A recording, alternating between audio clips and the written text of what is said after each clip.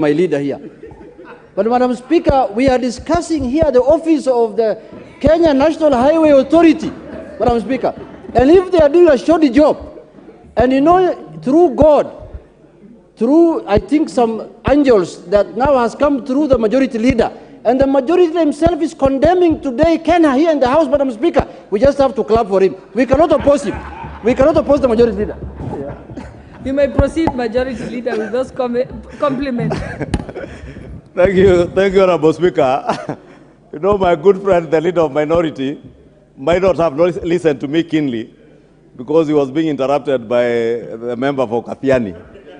Because I was not discussing the conduct of a person. I was discussing the office of the Director General of Kenya.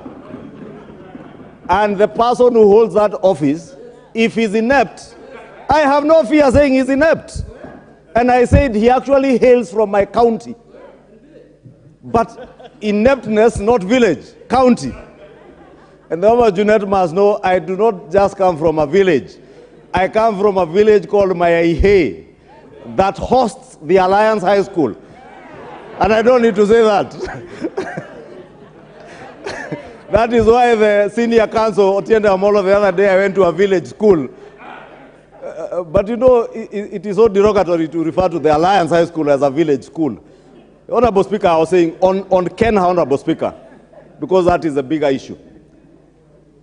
We cannot be committing public resources to construction of roads. And the engineers who design those roads know that they have designed a road that is going to touch on a particular land that belongs to members of the public.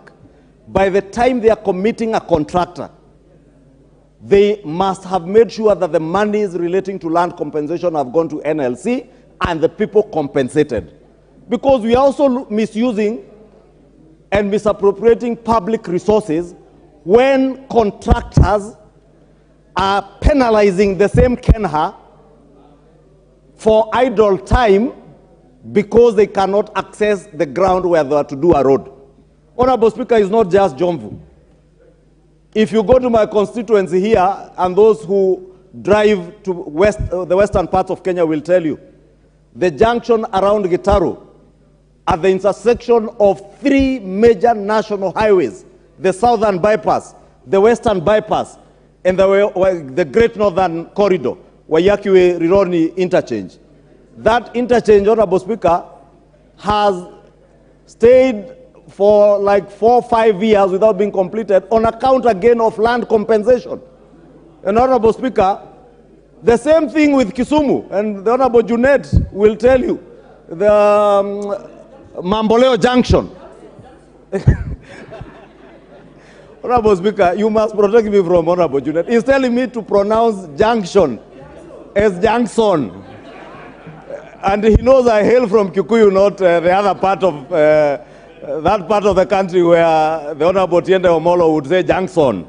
So the Mamboleo Junction has stayed, I think Mamboleo is close to 9 or 11 years, incomplete.